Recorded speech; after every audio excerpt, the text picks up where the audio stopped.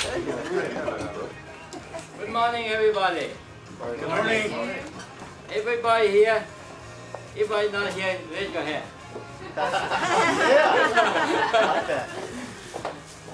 Okay, we are proud to present a nice gentleman from Downey Termite. His name is Javier Muyo, right? Yes. Okay. So he used to be a real estate agent, so he know everything about real estate. So and he jumped to the termite business. So may I present Mr. Javier? Thank you. Thank you for having me over. Yes, my name is Javier Munoz. I'm the owner of Downey Exterminators. Family-owned company. We've been open since 2004. Prior to that, I associated with somebody else in the termite business. Prior to that, I sold real estate for 12 years. The last few years in real estate, we got into construction. That's when it was a boom in the late 80s. So did well in that. I was in construction, I knew real estate, so I kind of did something that combined both and created joined a termite company and then went on my own. It's been very successful, thank God, based on your performance and pricing. So thank God things are going well in today's economy. Anyways, what I want to do today is just kind of give you a termite report. Most of the times, an agent I remember what I used to do. Get a termite report and you pass it back.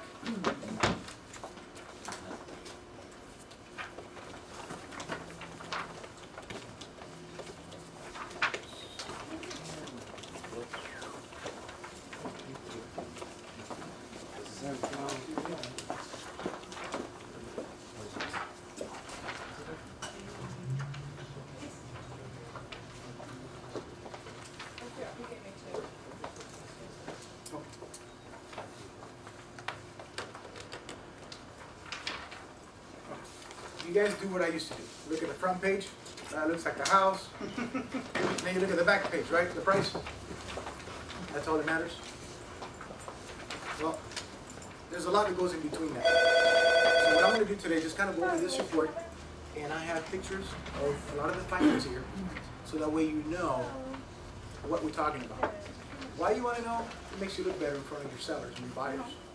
That way, when you walk around the house, if you see any of the things that I'll show you, then you goes, you know what, that looks like termite damage.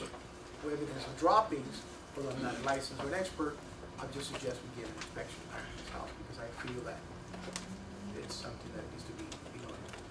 And a lot of times, I used to do a seller's net sheet and put $500, and then when the bill came in or the inspection report came in at $2 grand, then you don't look good. Okay, so by going through this, you might be able to say, you know what, this might be in the thousands, or I don't see much stuff.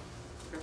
So the front page is the information, your information, who requested it.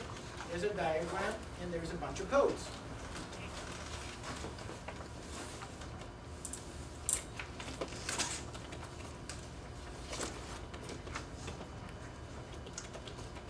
Right? Inside the box means it's inside the house or underneath the house. The codes in the exterior are the exterior findings or recommendations. Second page. It's a disclaimer that every termite company has to disclose. And it talks about Section 1, Section 2. What is Section 1, Section 2? Section 1 is actual damage and infestation. Okay. Section 2s are things that could lead to damage and infestation. Okay. So when you take your car to the shop, the mechanic says, yes, your transmission is bad. Or you take it to the shop and say your transmission is leaking, it could lead to failure in the future. Does it make sense? Yes. Okay? What could be a Section 2? A water leak underneath the house. That could attract subterranean termites. Doesn't mean they're there yet, but they'll be there within time. Okay? Also, a loose toilet could be Section 2. Why loose toilet? Because the water will zip through the toilet and damage the subfloor. Okay, if you go underneath the house and there's no damage, it falls under Section 2. Any questions on Section 2? So far? Actually, we're not roof inspectors, and very specific. We do not lift carpet and move furniture. Very rare we get it happens where a homeowner calls us, he's remodeling the bathroom, and says, well, we found termites, we lifted up the whole tile, we found termite damage. But, well, that's not visible at the time of the inspection. So whatever is not visible cannot be called out. Okay? And we show them this page here, and most of the time they understand that it wasn't visible. Okay? Page number 3. Question on that? Yes. Or did you want us to wait until the end? No, go ahead. Have you ever had lawsuits or claims for situations like that where the homeowner moved in and he said, look, we lifted this, we did this, and we found them, and now they want to come after you? It's very clear. They're protected by the state. But have you gotten at least the calls where they'll say, hey, we saw this and now you have to We get protect yourself? maybe about 3, 4 calls a year, and if something might not take care of it. Why? Because they're going to call you, then you're going to think we're not going to take care of the business, the problem. And if it's something that I could handle within a day or two, and it costs me a few $100 to take care of it, I'll do it. That is the truth. Because you might leave a bad taste in your mouth, like, well, Donnie didn't take care of business, and you don't want to deal with this, you want to deal with your clothes, and I'll do it. But if it's something major, obviously it's going to be written all over the place. Section 2, Section 2, da-da-da-da-da-da. It's not, sometimes there is a shed that is not attached to the house in the very back and it's falling apart. But it is part of the house. We exclude it, we make a note, this inspection, the shed is not part of this inspection. Then they move in and say, oh no, I want a brand new shed. It's very clear here that it wasn't part of the report. So things like that happen. So that I might walk away from the shed, but if it's something the shed's got 2, 4, 5 pieces of wood needs to be replaced, I'll do it. Okay, page 3, where it says Section 1, Section 2, and again it says, items with evidence and active infestation, infections, or conditions that have resulted, or from infestation or infection. And then Section 2, conditions likely to lead to infestation. Okay. Slug structure, underneath the house, finding cellular debris. A lot of times cellular debris. What is cellular debris? It's wood members. What wood member could be? Cardboard, it could be pieces of wood. Okay, that is a no-no underneath the house. That is pretty much bait for subterranean termites. Okay, although it falls under Section 2. That is 1A. If you keep looking at the diagram, you know where they're at. A lot of times, a lender wants a total clear report for Section 1 and Section 2. So we can tell the homeowner, we're not going to pay for Section 2. Well, you do it. Well, what do I got to do? We'll go underneath the house and rake, take all those wood members out of it. It could be cardboard, newspaper, wood, not tires and stuff like that, and not attract termites. So we don't care about that. Huh. Yes. So during the escrow period, prior to the clearance, the homeowner or even the buyer could do that. That can get done, then you'll come back and clear it. In this case, it's already into the removal cellular debris. We included in this paper. I brought you a report, which is with a house with not falling apart, but it has a lot. Because if I would have brought you a report for $100 damage, and then you're not going to be able to understand it or be trained on what you need to look for. Okay. 1B. Evidence of plumbing leak has caused dry rot fungus damage to the subfloor and floor joists. This is the bottom picture. It's what we're talking about. That is underneath the bathroom.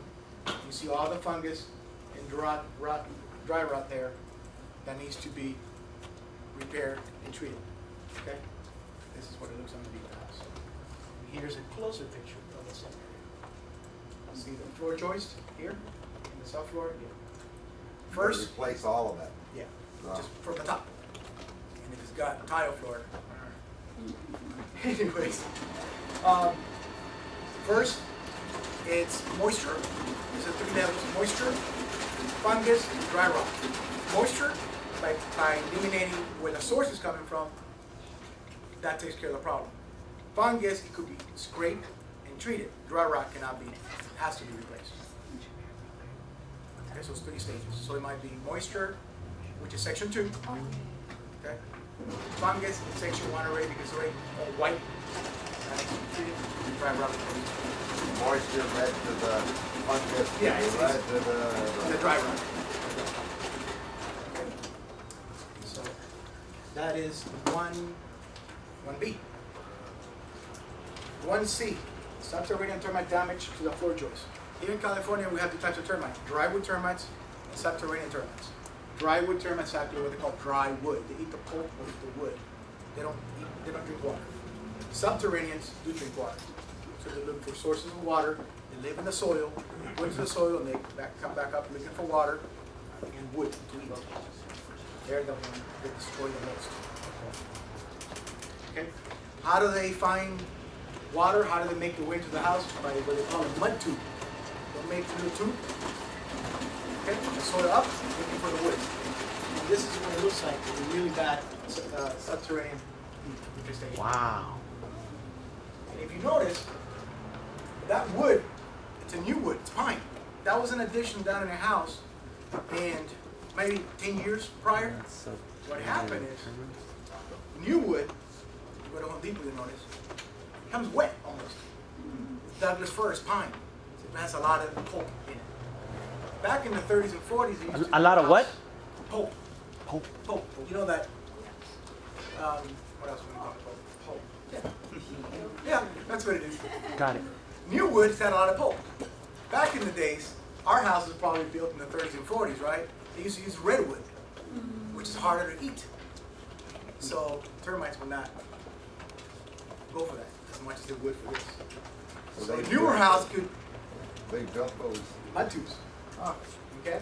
So the termites are doing those. These are subterranean termites. Obviously, as they found this type of wood, which is easy to eat for them, so it's a softer type Douglas fir pine, obviously it attracted a lot more. So they Wow. build those little That's called mud tubes tubes. Yes. and they Wow. travel inside. They travel, they make their way up to the wood. Sorry? It's subterranean termites, wood and water. Wood for dry wood, and water and wood for subterranean. But there must be a reason why. That's what they eat. It's like we eat food. That's what they eat. And then they get rid of it by little pellets, droppings, which I have some to show. But I mean, if a house is full of termites today, and a year from now it has termites, my question is, what? How did they get their own? Okay, they migrate, drywood termites migrate twice a year. Okay, so your neighbor could have them, they might just fly over to your house and find a wood, piece of wood that might be exposed, that might have no paint, because they don't need paint. And they might make their way in. And they eat the wood from the inside out. So it's hard to tell. So you can have a piece of wood that looks really good, and grab it. You said it's one. Yes. They're kind of like the bees. There's the workers, the king, the queen, yes. The soldiers, and they migrate and create wings, and yeah, look like ants. They Yeah, I fly. was wondering. Yeah. Yeah. So anyways, this is, How long does it take them to? could be months. Oh, to build this? No, it could be days. Really? But I mean, this was probably, this is bad. This is 2007. I remember this house. We had to replace a whole brand new addition. The owner was amazed. How can I? It built this 10 years. It was an addition, a room. But let me tell you something. There is no insulation. You know the little vents? This back room didn't have any vents. Mistake. You have to have ventilation because it attracts moisture. And it has all this insulation underneath. There's even more moisture accumulated in that area. So you have to have a lot of ventilation. That is in section 2. When we see houses that they block the ventilation, that is not good. Because if there's any moisture is going to get trapped there. Ooh, that's just. So keep that. Wow. So that's what they make their way up, and this is what they'll leave the wood looking like. That is a floor joist. That is gone. You can just basically jump and go right through the roof, through the floor of that house. And the owner didn't even know. Okay. They leave like a muddy residue. Unlike the dry wood is really dry. Okay? So I don't think I have a picture of us repairing that floor. Anyways. Okay, here we go. Moving on. 1D, evidence of subterranean. There it is. The mud tubes. And this is what one of our guys could look like underneath the house treating. What we do is we gotta cut the tube, obviously. You know, cut the entry point from the bottom, from the top, get rid of that. And go into the soil about 18 inches deep and treat that soil. So it eliminates. So you have to follow that tube 18 inches down. Kind of, yeah. Yeah, in the same general area. Wow. Yeah. And then once we stick the gun, it'll spread about 3 to 5 feet diameter. Wow. And this is one of our guys. This is not, these are licensed technicians, guys. These are people that went to training and licensed by the state of California. So just make sure the company you're working with, their employees are licensed, and you might want to even get a copy of it. Because you can't just have anybody do this stuff.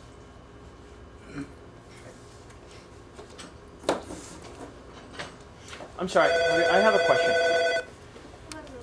A lot of people, there's a lot of mention throughout the report, subflooring. A lot of people don't understand what subflooring is. The subfloor is, there's a floor joist. Okay, these are the floor joists, the 2x6s or 2x8s. Okay, then there goes another one. There might be another one like 2x4 on top or plywood on top of that. That's the subfloor. Then what's on top would be carpet, tile, hardwood, linoleum, hardwood floors. What's underneath that should be plywood or cement. Raised foundations got plywood. This is cement slab. All new construction is cement slab. All, pretty much all of it. Back until the 60s, it was all raised foundation. Most of the houses in California are raised foundation. Not all of it. Got it. So this would be the, this is called a floor joist. What's holding it, you see that the cement block around the property, there's a cement block in every maybe 6 to 10 feet, there's a pier post, cement blocking, and then a 4x4 on top. Well, sometimes people excavate and they'll just pile dirt against the floor joist. That's a big no-no. It has to be, soil cannot be touching wood.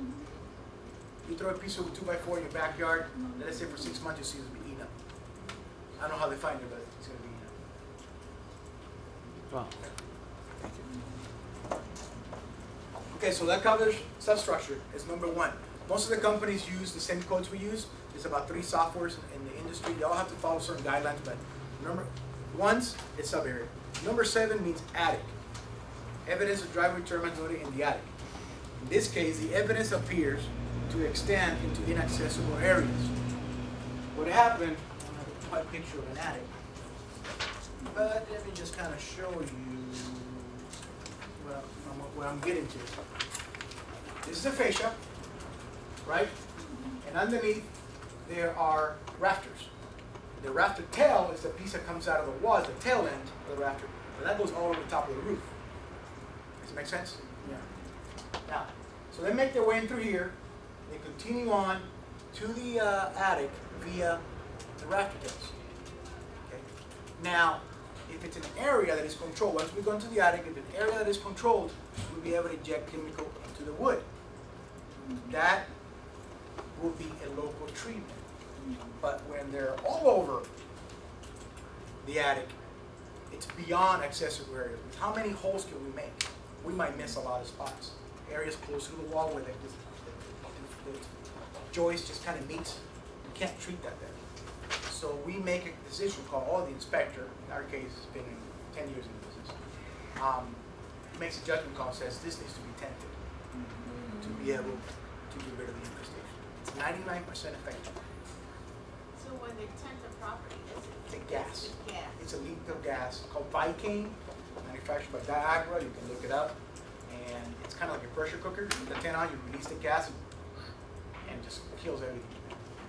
It attacks the nervous system, kind of works that way. It gets rid of it. Obviously, that is the ultimate. That is the majority of the reports we do. It's local treatment. But it comes to a point where, and it's not mandatory you have to tent it. We're just letting you know, we're just giving an opinion and a recommendation. Sometimes we have multi-units, you can't vacate the people or whatever. We just do local treatment. The warranty is a little less, but that's about the best. When termites are not visible, the damage from termites are not visible, what other ways to see if it's Well, we have it, when you're trained, you should be able to, all licensed inspector should be able to find the same thing. Reports should be very similar. If you see like $1,000 difference on one report to the other one, it's because maybe one says, let's do a local treatment. You might take a risk. You see what I'm saying? In fact, like this one, they were like 2,000. I don't know exactly what the price of this one is. But if you see what 2,000, you see 1,000. Oh, so it's a lot cheaper. Well, read it, because are they calling for fumigation or are they calling for a tent? Why did he say it was fumigation? Now you have your doubt. You get a third opinion. And if the third guy says it's fume, then it should be fume. There's such a thing as partial fumigation. Partial fumigation? Meaning, You either tent it or you don't, but Like, if there's only like one spot. It's a local treatment. Look, Fumigation for us means tent. Everything else is a spot or local treatment. Everybody says, oh, just fumigate it. And, well, there's a misconception about it. Fumigation means tent, which is, obviously, you still know what I'm talking about. In this case, the evidence was beyond excessive areas, we call it fumigation. The majority of our report are local treatments. And I did a printout of what we do in a month. We do about 30, 40 properties in a month. And the average price is about 900. So just to give you an idea, anywhere from 500 to 2 to 3 grand, the average is between 500.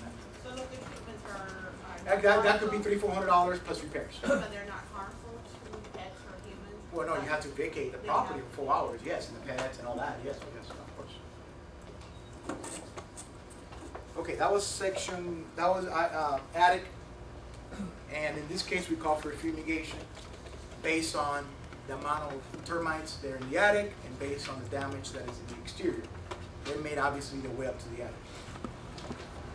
And how they do this is a piece of wood that's a solid 4x4, but it's not really solid, it's hollow inside. That's drywood termites. That's how they make their way. They make little tunnels. They'll make their way up to the attic, and then when we see a lot of that, how many times are you going to drill that? It just doesn't make sense. Who else doesn't have any more copies of the report? No. Preventive, you can treat the wood, sure, by spraying it. I don't know if you notice, FHA on new construction, what they require is a soil treatment. What is a soil treatment? The developer should have, before he poured that foundation, treated that soil to prevent, because as the cement settles and cracks, it attracts termite, right? So it's preventive. If they didn't do that, then what we do is we go around the, excavate around the cement, the foundation, and treat it. And a lot of people are like, oh my God, I need a soil treatment. What is that? What is that? That's what it is. These are droppings. These are all droppings. Okay? Obviously, this looks like 2, 3, 4, 5 years old. New droppings, they look nice and fresh.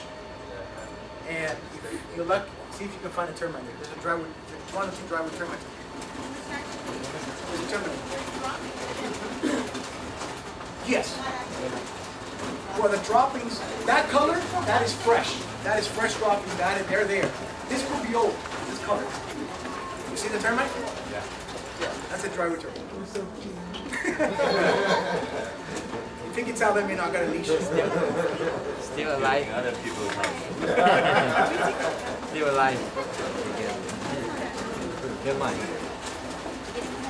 Let me show you real quick, which has something to do with 7, with the attic. This is a damaged rafter tail. Maybe not this one in particular, but they travel all the way to the top. And if it's if it's in bad shape, we replace the tip. Okay, so we might have to replace 5, 10, 20 of these throughout the whole house. You can't replace 2, 3 in a row. Why? Because obviously it's just a tip. If you step on that ceiling in the future, you might lose support. So you have to replace one every other. Javier, do you ever have to replace the whole rafter, or do you just add one next to it? No, unless the houses, they have a brand new roof put installed, and then we work in conjunction with the the builder, and then we do it simultaneously. But that's very, very rare. Got it. Yeah, it would be incredibly costly. We'll just support it inside. We'll just might slap another 2x4 next to that one to give it. Right now, we'll have to lift up the roof. Got it. Yeah. Whoa. Okay, 8 is garage for us and a lot of other termite companies. Subterranean termite damage to the wall in a garage. They do not have a picture of that. Most garages, the studs are exposed. Sometimes it's drywall, so you can't really see if there's damage or not. But if you see droppings, that means that is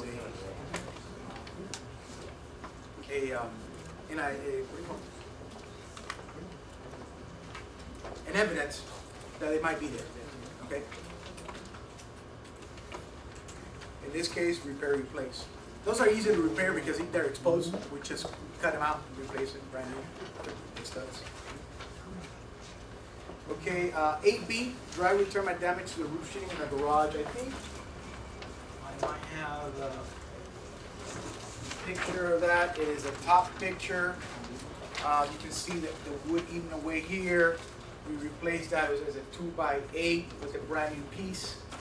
So that can show you. 11, it's exterior. Finding, driveway termite damage to the rafter tail, 7 pieces. That is this right here, that's the rafter tail, guys. There were 7 pieces in this house that needed to be replaced. So when you have that many, I'm sure that the termites have really made their way up to the attic, and they're all over the place. So that's why we came to the conclusion that it should be tended. Usually if it's 1 or 2, we might call it a local tree. Oh, yeah. Driveway termite damage to the fascia. The fascia is what I showed you right here. That's what a fascia looks like. Okay. So as you probably walk around with your potential seller, you can just kind of look for stuff like this, and you can make a note now that you know what it's supposed to look like. You say, you know what, that fascia probably needs to be replaced. Let's just get somebody out here to give us an inspection prior to put the property to escrow. Why not? At least you know, and then you can negotiate. It won't be a surprise because a lot of people wait into the loan docs to order the report. And then we're the bad guy because we came in at 2,000. And then it's 500. Oh my God, they're so cheap.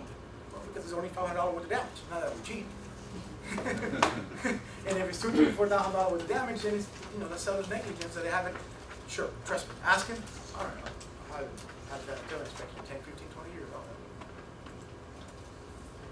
So that's what the fascia looks like. In this case, there were 3 pieces of 12-foot each. 11B, that is fascia. 11C is evidence of driveway at the threshold door seal. Okay, this is what it looks like. Obviously, it's exposed to the exterior because of rain, water, moisture. That door seal is just needed to be replaced. So that's a picture before and after. We replace it with a brand new piece of wood. Sometimes the door jambs are damaged. A lot of door jambs are damaged. It's exposed to the rain, water. So that was part of this report. Then again, hidden damage. Thank you for selecting our company. Hidden damage. There's a possibility of hidden damage at any time. So that is another sentence there that protects you and us in case they're starting moving walls and carpet and they see damage. Then talks about pesticides, the county health department, what kind of chemicals we use, dry neck, tin-board invader. In the last page, it's the contract. Total for fumigation repairs, $1875. Local fuming repairs. In this case, I put it here just in case there's a budget and there's no way it's going to get tempted to do all those repairs. And local tree is $12.50. Or to do this. Okay, you have the same copy, right?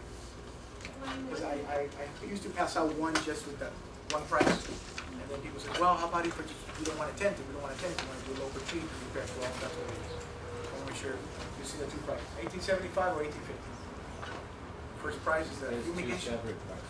If you want to do a local tree. It's not mandatory. Okay, that you have to tent it. But at least we're telling you what the best recommendation in the infestation. And a lot of people say tenting because the price difference, it's a no-brainer, do it. Sometimes the buyer pays the difference. If maybe the bank owns allocating $1,200 and for $600 more, you can have the tented.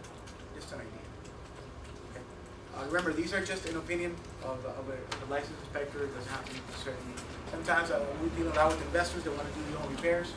We just usually charge you anywhere between $300 and $600 for a local tree. Depends if it's in the sub area. You see how hard it is to work underneath. It's about 18 inches clearance. You got to go in there and kill. I mean, get rid of all the mud tubes and inject in there. That's why it takes a lot of work. And the chemicals are very pricey, and that stuff you buy off people. Other than that, do we have any questions? Do you understand now by walking around a house when you see rafter tails, fascia, droppings? how long is the warranty from the day that it's performed? There's 2 years on a fumigation and 1 year for local treatment. And repairs are 1 year. Yes. You stated that there's certain things that are not mandatory. However, there's lenders. That's a different story. There's lenders that require. 1, Section 2, it says this is. So a lender will make you fumigate. A lender will make you do Section They 1. want a clearance.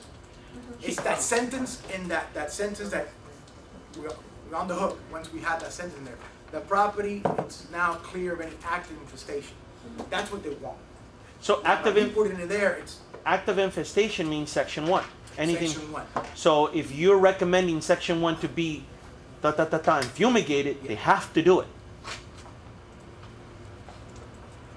Well, yes, but obviously to see the choices, it's between buyer, seller, and the agent to see what they're going to do. The seller, the bank just wants that clearance with that section on it.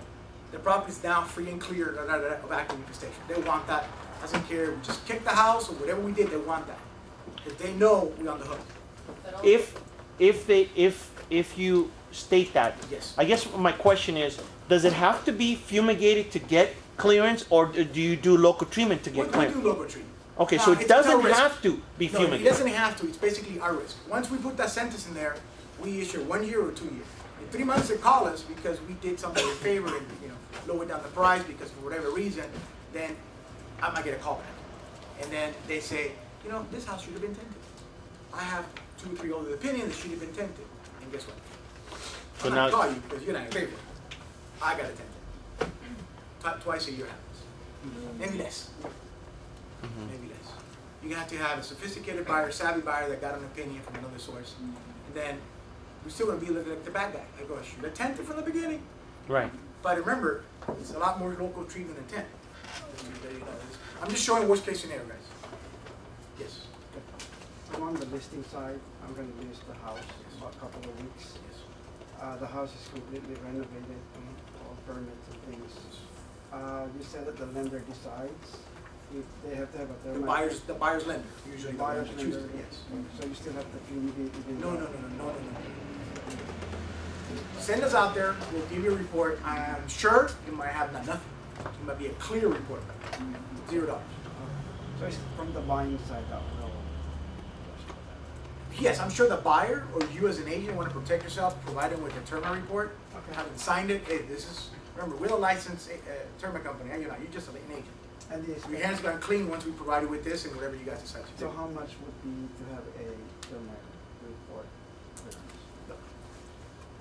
I'm not putting I on send the- out, I know, Termite Reports for free for a long time because the economy, we do 10 inspections, we get 9 jobs. Okay. Because of the waiving them, the reports, we do 10 inspections, we get 5 jobs.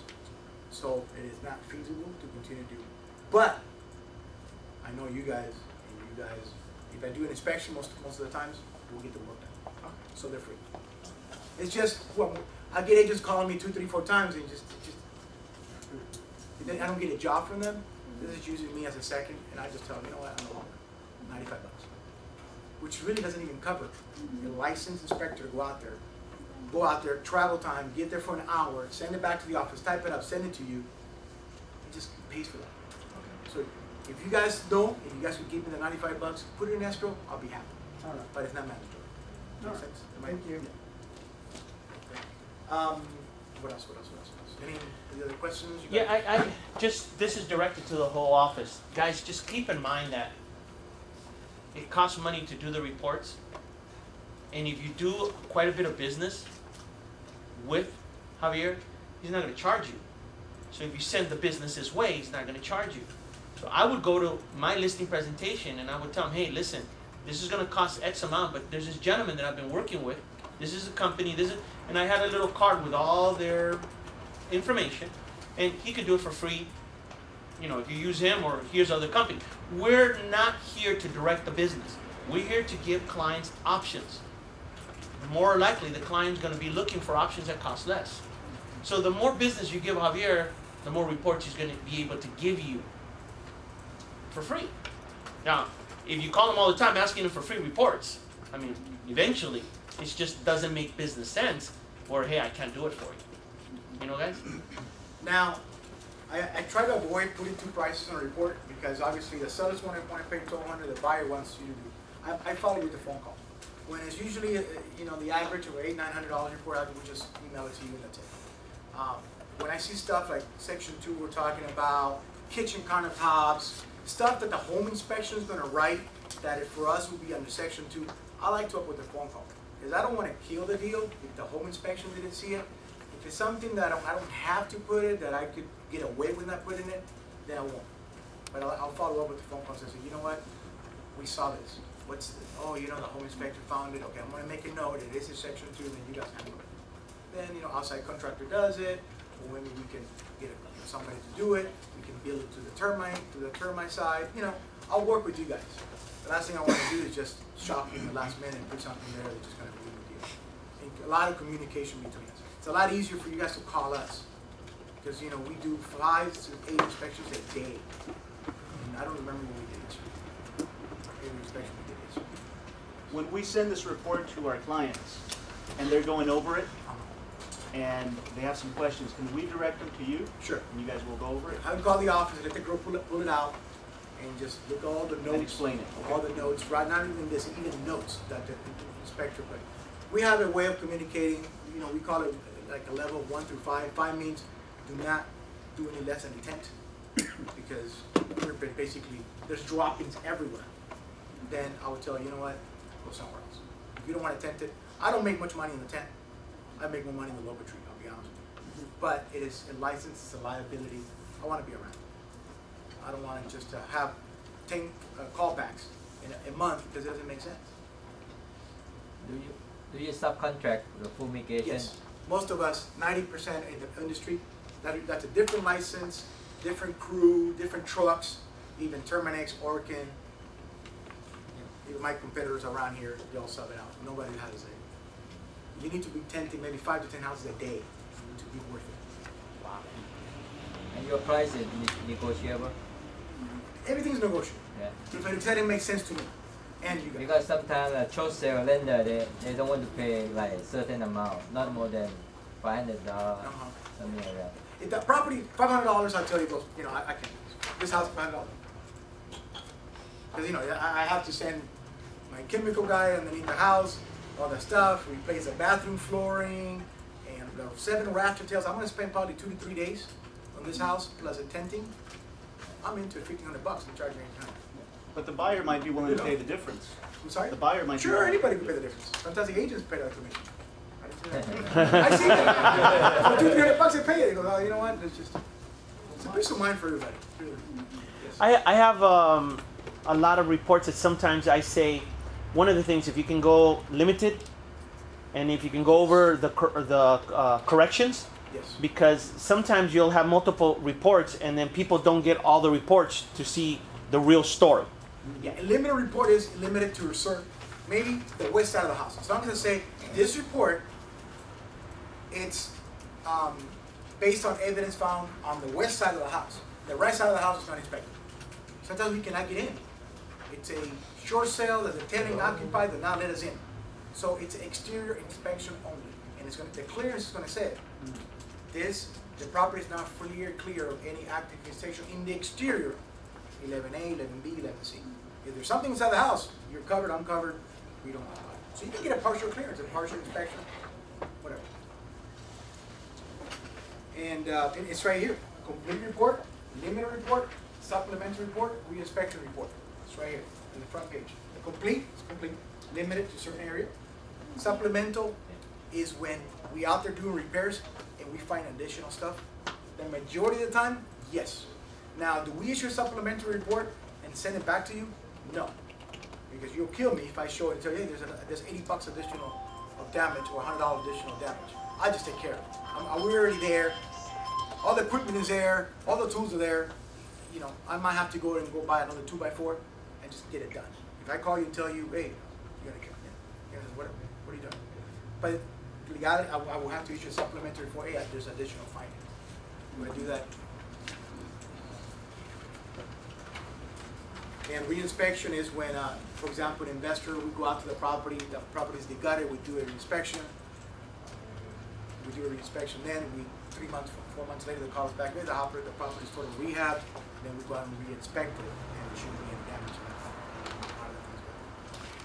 that. Javier, when you have an investor that goes in there and guts it out, and you guys come in and you see studs that are obviously termite, Yes, it happens. and you tell them replace this, replace this, replace this, and then the investor goes in there and drywalls it, and then calls you for reinspection. How do you know if that 2x4 got replaced? I can't see it. Right. So do you give them a report on that? Well, I can't see it. So yes, I get a report that there's no damage. I can't see it. Right. 3 months later, 4 months later. A lot of times what they do, they have 5, 10 properties going on a month. They have somebody that takes care of it. They'll come. They're just primary. They'll make it really nice and pretty. Here I go and I got tons of video and pictures because I need to show this to investors. I have them right here. Wow. Look, this is what I'm talking about. Okay, go ahead and do it. My crew is already working somewhere else. I'm not going to pull them from the house to bring back to do this. How much more? $300 more. Okay, do it. Got it. It happens a lot. Okay. All right. But I like to show a video because they might not know what I'm talking about. That's awesome. All right. Corrective report. A corrective report. Well, when the owner or somebody else did repairs, or very rare, we might misprint something or the wording because we use codes, and each sentence it's already set in there, and it might not really go well with that finding, and then you want to word it a little bit different so it looks better for the lender, and I'll do that as long as we don't compromise. Yeah, but the corrective report isn't any good unless you see the other report, right? But yeah, the lender usually is the lender. Remember, these are people. The underwriter might be somewhere in Wisconsin that doesn't know how the California law is, doesn't even see the house, and they read something and they're panicked, and they don't want to fund the deal. You know what I'm saying? And then here, Got it. Here we start going crazy on it, and then we have to type it and retype it. Okay, how do they want to word it? It happens. All right. So that's. Can you go over environmentally safe treatments? I had a company offer that. I think it's a sponge. So some type of treatment that isn't harmful for dogs or children. Is that effective? Or that orange or something? Or is it a hoax? Not anymore because they're no longer around. You used to listen to KFWB, the orange oil. Okay, this is the structural pest control, state of California. This goes back, how long ago was this? Summer 2007. That's when real estate was booming. Orange oil, you don't need to tent, you don't need to tent. And it says it very clear, do not mislead the public with this orange oil. It is a pesticide that smells like orange. It is a spot treat. Spot treat is when you drill chemical into the wood. You don't need to tent, you don't need to leave your house. Well, they're no longer, Jeff Hyatt, they're no longer in business. Okay, that guy had at one point like 80 trucks. Really big. Big house in Palos Verdes. He's back up. Because you try to sell the idea. So I don't try to sell you the fumigation, I'm just being honest with you. And it says it right here, do not mislead the public. This is our internal. Yeah, that's right. So, yes, sponge, orange oil, the microwave treatment. Termites do not survive over 127 degrees. They do not survive the winter, 30 degrees. You're not going to find them back east. It's all in the southern states. California, Texas, Arizona, Louisiana, Florida, Hawaii. A lot of termites in Hawaii. They don't do well. They don't do well in Palm Pit, in the high desert, because in those attics, it could get 140 degrees in the summer, so they'll die. Okay, you don't get a lot of subterranean termite because there's a lot of new construction down a raised foundation, and it's very hot. So you see less evidence of termites. What happens when you, as the buyer's agent, go to the escrow and they hand you a report and it says, you're talking about a home, turn of the century. You go in there and you see it hasn't been taken care of, and they give you a report for $500, and you're scratching your head, and I'm thinking, I don't believe these people. I know. You know what? I'm gonna call Javier. Javier, go out there. Javier turns around and gives me a report for $500. For $1,500. Now, how do I present this to the listing agent? Says, hey, you're duping me, and Always you will call me and says, do you have an hour of your time or 30 minutes of your time? Can we meet at the property?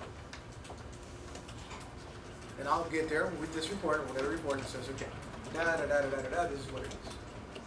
Now, what kind of relationship that agent has with that termite company? That why is it 500? Maybe they're desperate for business. Maybe the 1500 might be too expensive, and we'll go over it. got it. And see what the findings are. And it's got to make sense. If you got to send two guys out there, a license to do the chemical treat, do repairs, you're going to spend $300-400 in materials, it's got to be $1,500. It doesn't make sense to do it any less than that. Whoever does it for less is not doing something. It's not shooting the right chemicals, and it's not sending two guys to the property to do the repair. They're patching, and so we call it Mickey Mouse work.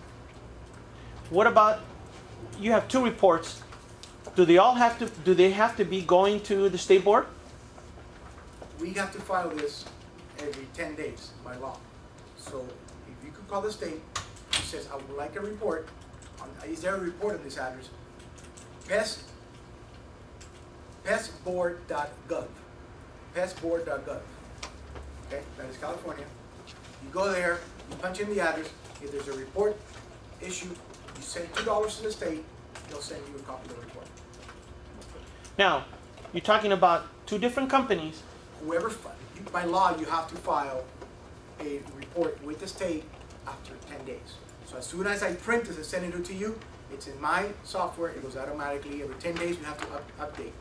And we pay $3 to update it to the state each report. So that's another fee that. Wow.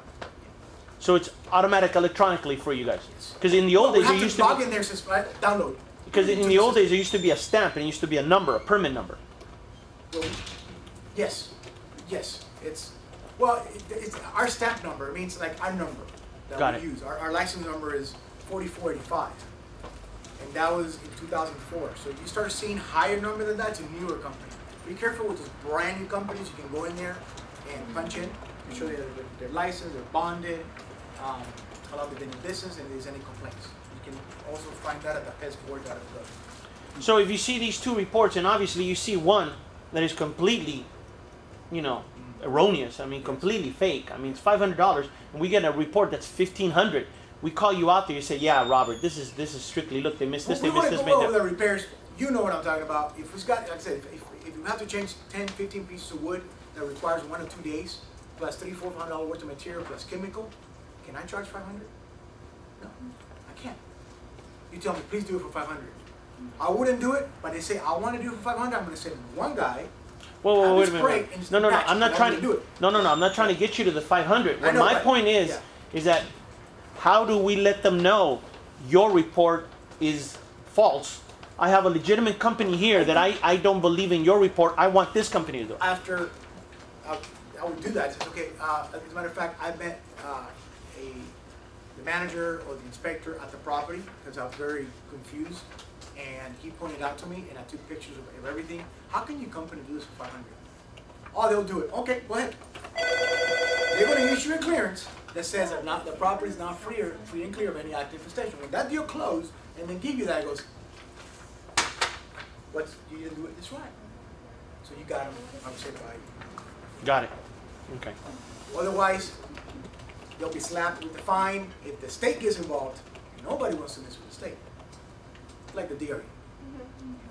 Same thing. Ours is a structural pest control. And they're going to have to do it. How many times can they get away with doing that? They're not going to last too long.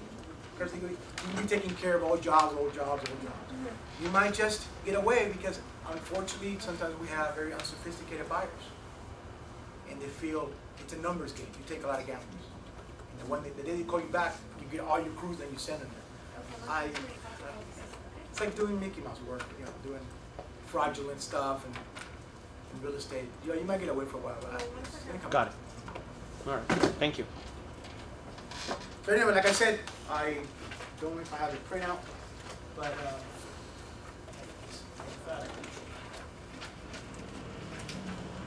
is there such a thing as a limited clearance as well? Sure. There is. We took care of items 1B, 1C, 1D, not 11A, 11B, 11C. Yeah, we'll, oops.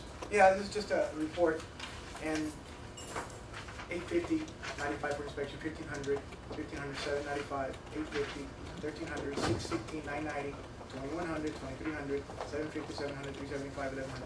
You can put a $6,800 job. 2,000, 2,900. So just to give you an idea of what, you see the difference between 1,000 and 2,000. Means one's a tent with repairs, the other one's a local treated.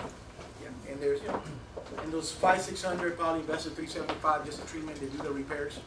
That's probably what it was. Is all the hours. 6,800. That's like a lot. We did a lot. That was like a week-long job, tenting. You know, you're talking a house is 4,000 square feet up in the hills, and a lot of have footing problems. Yeah, that's usually 2,200, 2,206 per person. That's just that one month of yeah. Any other? Took care of all my questions, my friend. Okay. You guys understand now how to read and just kind of go over with your buyer and your seller, tell up. There's dry return, there's subterranean, soil treatment. You trust me, nobody goes underneath the house except us and the homeowner. Subterranean, they can actually go into the cement, is that correct? Oh yeah, they go through the cracks. Go through the cracks. Through the cracks in the cement. Most houses got cracks, cement settles, make their way up. So we see damage in subterranean damage in hardwood floors on the cement slab. Explain that one. Yeah. So you know, unfortunately, you know the best way, the only way to treat that, go right through the. Is what? Just We have to go past 18 inches because that's where they're at. That's the foundation. Past that and treat all that. You got to drill holes in the cement. There's cement in the yeah, cement is the least thing to worry about. But how about what's going to happen with the hardwood floor of your tile? Yeah. So we have to do it very close to the wall, remove the, or maybe get a real thick molding in that area and just go right where the wall is. It's got to be very creative. They don't eat the cement, but they get through it. They can't well, kind of chew away, so to speak. The Yeah. So, I hope I answered some of your questions. Thank you. And, On the driveway, you said that it has to be replaced. How does it even occur? How does it happen? what time? Yeah, okay, this piece of wood, I'll be honest with you, well, this is a little bit past, probably, but if it's just one small tunnel, it does not affect the structure of the wood. This 2x4 was cut in half, it's solid. It will not weaken because it's dry wood termite or subterranean termites. We can feel that it depends on the amount of damage. Water continues to rot the wood. Even if you patch that hole, it continues. It's like cancer, fungus, continues. So dry rot cannot be patched. So it's actually moisture. It's moisture. First water, then it's white, then it's beyond repair. So that's. And then we gotta use. I'm dropping stuff. You gotta use a judgment call. And then sometimes it might be moisture, or no, I'm sorry, it might be fungus. Then when we get there, they call me up and say, look, you can't scrape it, treat it, we can replace it. Just do it. I'm not gonna call you. So you would actually use any single wood panel? Yes, a rafter, fascia, or. All right. I hope you guys learned something. No, Thank you. You know what? I've never seen anybody so well prepared. Guys, I've never seen somebody so well prepared and explaining. I've been doing this for 28 years. Thank you very much. Thank you very much. How do you guys like it? I mean, that was awesome. So I think I found a newfound friend, a new company I can work at. I've never seen somebody so well prepared and illustrate and teach me so much. So, guys, thank you very much for being here, and then we'll call it a day and see you next Wednesday. All right? Thank you very much.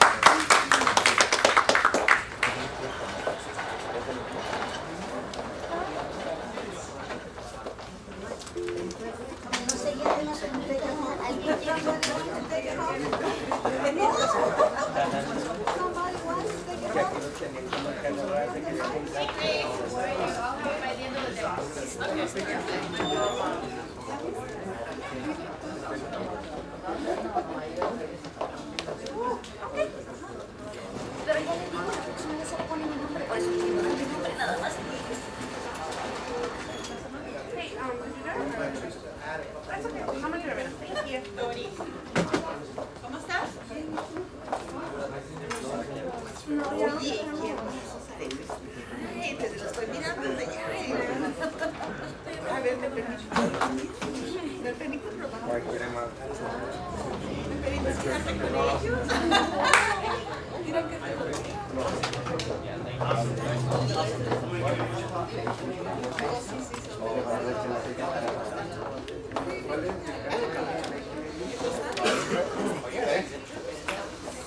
Yes, we are. If I move, that's what I was just wondering if it was.